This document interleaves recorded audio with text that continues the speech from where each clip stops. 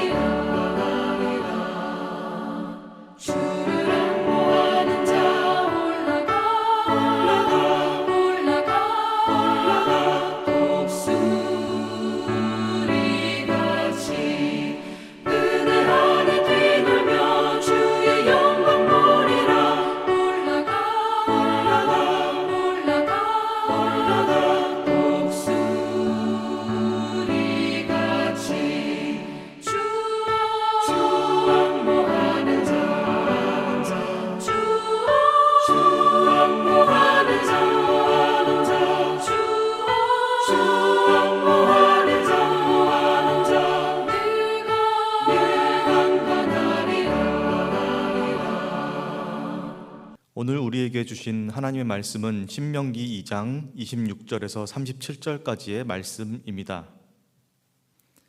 내가 그대못 광야에서 헤스본 왕 시온에게 사자를 보내어 평화의 말로 이르기를 나를 내 땅으로 통과하게 하라. 내가 큰 길로만 행하고 좌로나 우로나 치우치지 아니하리라. 너는 돈을 받고 양식을 팔아 내가 먹게 하고 돈을 받고 물을 주어 내가 마시게 하라. 나는 걸어서 지날 뿐인즉 세일에 거주하는 에서 자손과 아르에 거주하는 모압 사람이 내게 행한 것 같이 하라.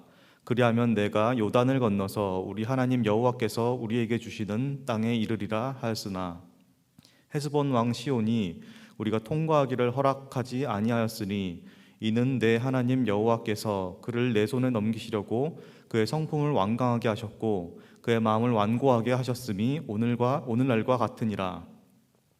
그때 여호와께서 내게 이르시되 내가 이제 시온과 그의 땅을 내게 넘기노니 너는 이제부터 그의 땅을 차지하여 기업으로 삼으라 하시더니 시온이 그의 모든 백성을 거느리고 나와서 우리를 대적하여 야하스에서 싸울 때에 우리 하나님 여호와께서 그를 우리에게 넘기심에 우리가 그와 그의 아들들과 그의 모든 백성을 쳤고 그때 우리가 그의 모든 성읍을 점령하고 그의 각 성읍을 그 남녀와 유아와 함께 하나도 남기지 아니하고 진멸하였고 다만 그 가축과 성읍에서 탈취한 것은 우리의 소유로 삼았으며 우리 하나님 여호와께서 그 모든 땅을 우리에게 넘겨주심으로 아르논 골짜기 가장자리에 있는 아로엘과 골짜기 가운데에 있는 성읍으로부터 길르앗까지 우리가 모든 높은 성읍을 점령하지 못한 것이 하나도 없었으나 오직 암몬 족속의 땅 야복강가와 산지에 있는 성읍들과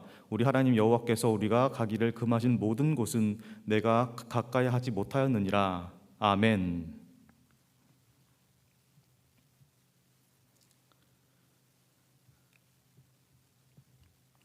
신명기 말씀입니다. 신명기 말씀은 구약 출애굽 이후에 일어난 사건들을 다시 한번 정리하면서 회고하는 말씀들입니다. 모세의 설교라고도 볼 수 있는데요. 거듭거듭 모세를 통해서 말씀하시는 그 말씀입니다. 신명기의 히브리어 책 제목도 그 말씀들입니다. 우리가 있었던 사건들을 거듭거듭 말한다면은 두 번 왜 말할까요? 중간중간에 이 신명기에는 율법의 말씀들도 있는데 이 큰 틀에서는 사실 모세의 설교집이라고도 볼 수 있습니다. 모세가 거듭거듭 강조하면서 했던 말들인데요. 그렇다면 그 전에 있었던 일, 그 사건들을 왜 다시 한번 말을 하나 우리가 주목을 해봐야 할 것입니다. 왜 두 번 말할까요? 자, 첫 번째로는 그 전과는 상황이 바뀌어서 말하는 것이 있을 수 있습니다. 추가한 것, 혹은 변경하는 것, 갱신의 의미이겠죠. 두 번째로는 중요한 사건을 다시 한번 언급하는 것, 즉 강조입니다. 갱신과 강조, 이것이 바로 신명기에 나타난 말씀들의 의미라고 볼 수가 있습니다. 첫 번째 상황이 바뀌는 그 상황에 다시 주어지는 말씀은 신명기 중간중간에 나오는 율법들이 대표적입니다.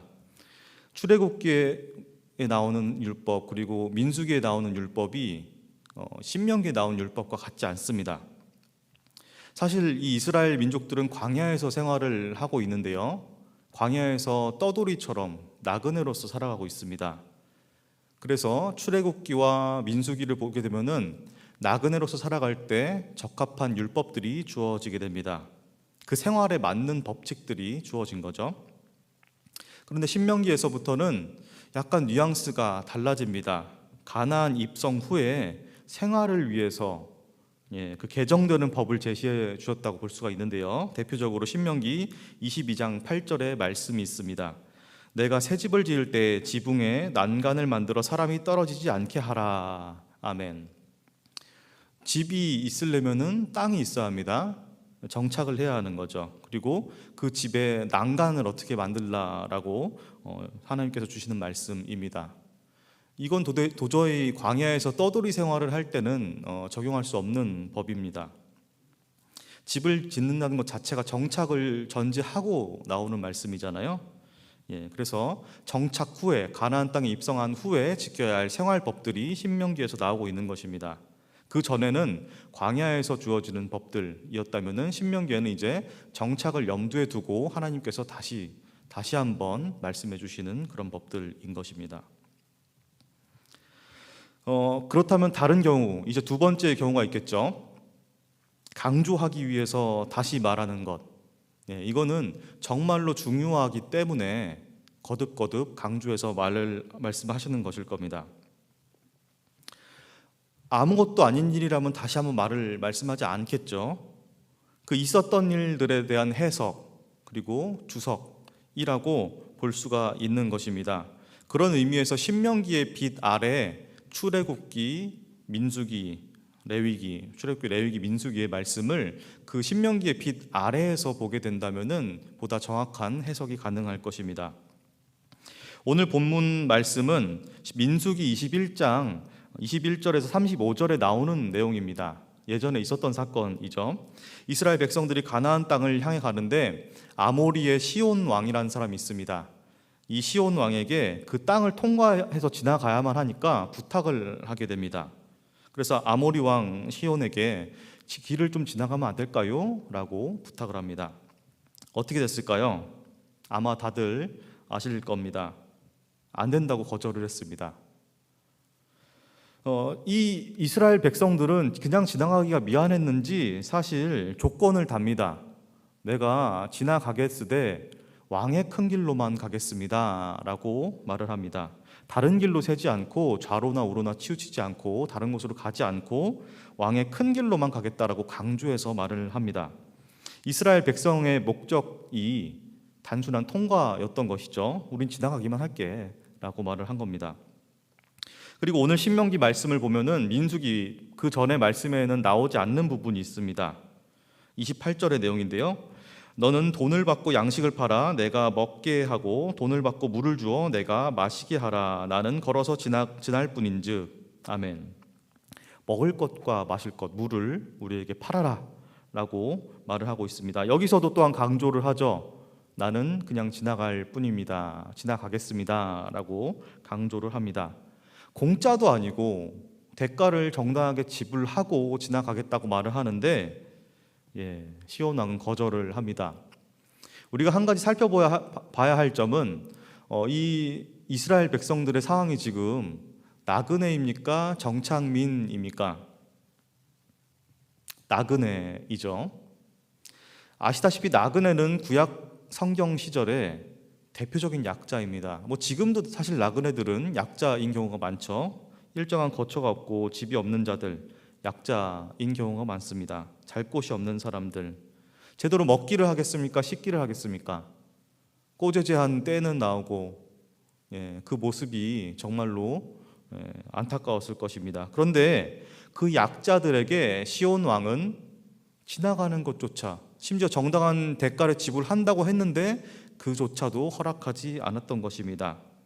심지어 민수기의 말씀을 보면은 21장 23절입니다. 시온이 이스라엘이 자기 영토로 지나감을 용납하지 아니하고 그의 백성을 다 모아 이스라엘을 치러 광야로 나와서 야하스에 이르러 이스라엘을 침으로 쳤다.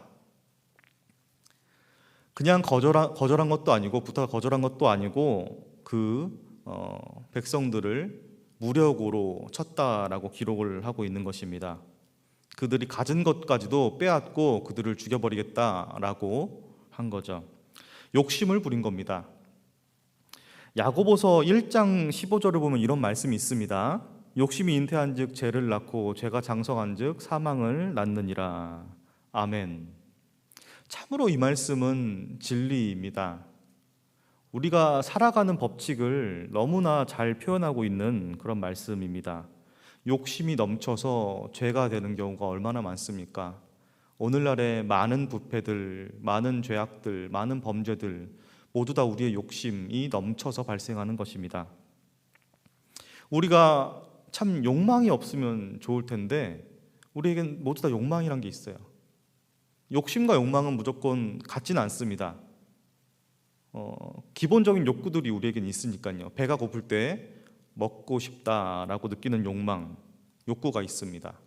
그런데 내가 먹을 것을 지나치게 탐닉한다든지 아니면 하루 종일 24시간 내내 먹을 것만 생각한다든지 이렇게 되면 뭔가 잘못된 것이겠죠. 욕심이 넘치게 되는 것입니다.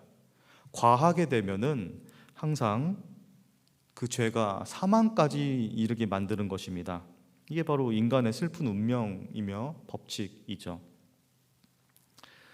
영상을 보시면서 예배 드리는 분들도 한번 따라해 봤으면 좋겠습니다. 한번 따라 하시겠습니다. 고두면 부러지고 완고하면 치신다. 다시 한번 하겠습니다. 고두면 부러지고 완고하면 치신다. 여기서 우리는 생각을 해봐야 됩니다. 오늘 본문 30절을 보면은 하나님께서 그 성품을 완강하게 하시고 마음을 완고하게 하셨다라고 표현합니다. 그런데 과연 하나님께서 시온 왕의 마음을 처음부터 완악하게 완고하게 하셨을까요?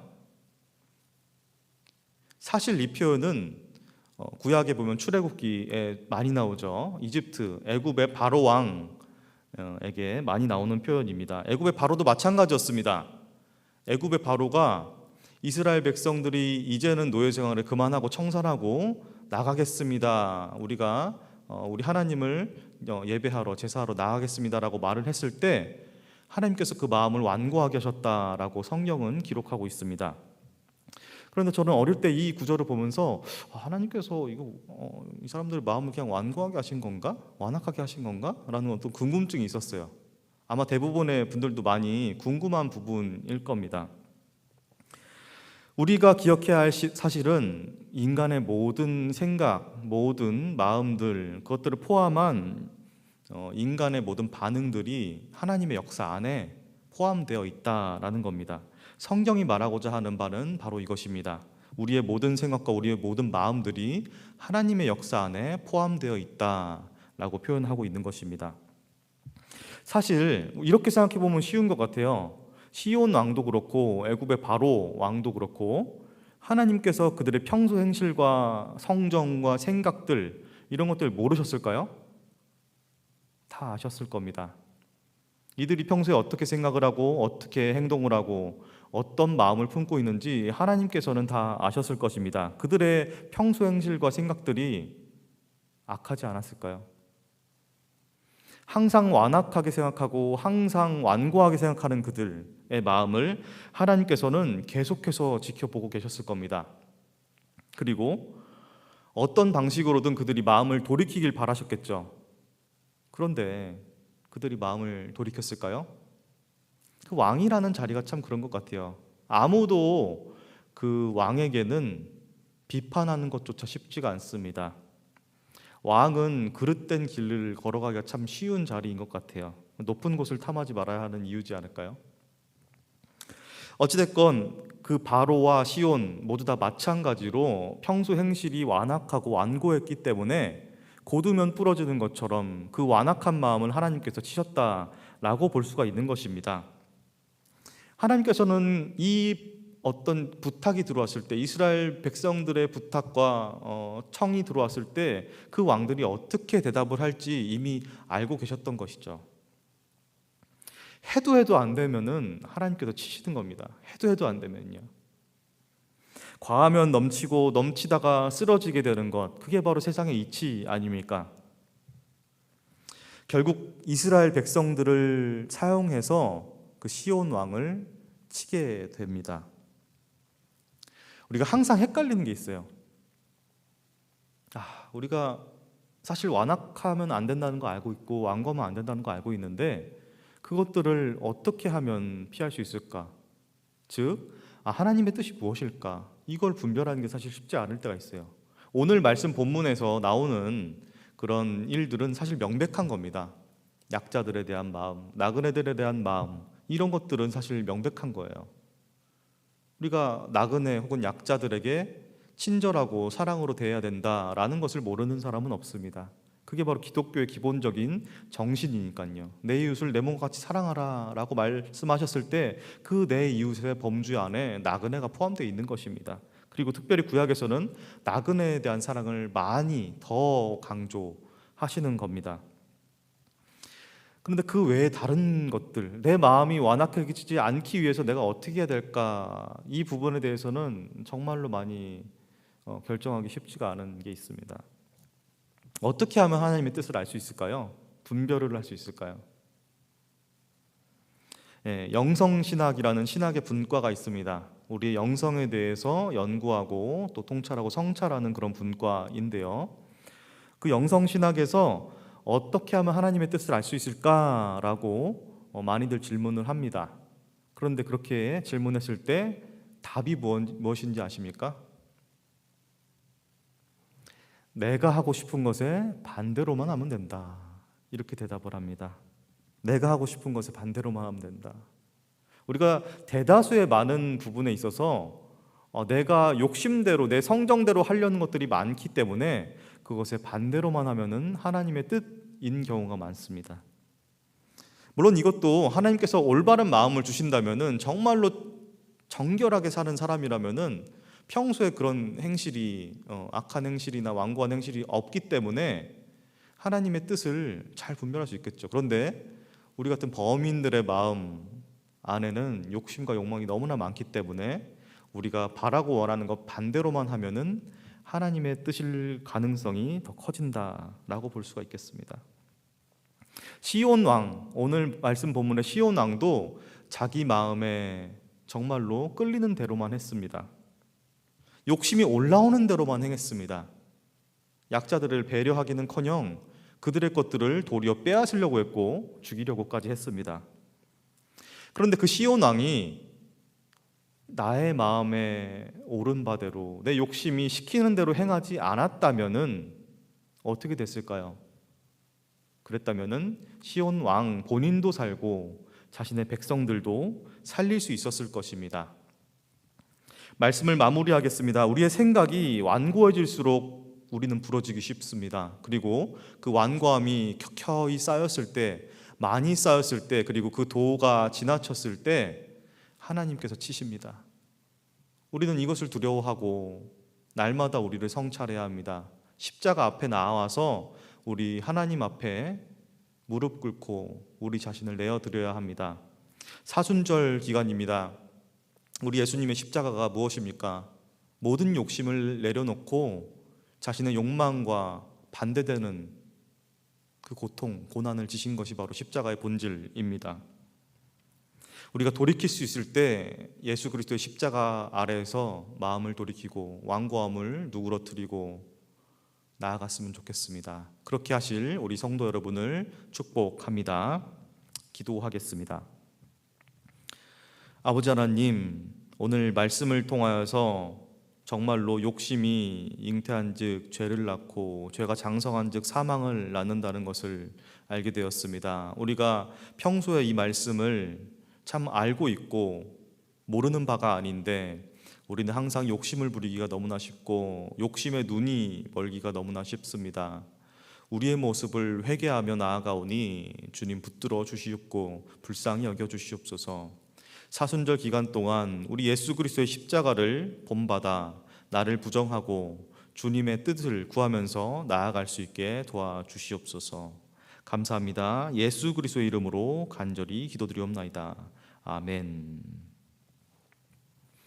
코로나19 극복을 위해서 번동가족 여러분들 함께 기도하시겠습니다. 모든 관련 담당자들에게 위기 극복의 지혜를 주시기를 기도해 주시고요. 사투를 벌이고 있는 환자와 의료진들을 위해서 기도해 주십시오. 그리고 위축된 경제와 자영업자들을 위해서 대한민국 국민의 육적, 영적 회복을 위해서 우리 교회와 한국교회가 어려움에 처하지 않고 잘 극복할 수 있도록 함께 기도하시겠습니다. 기도하시겠습니다. 주여, 주여, 주여.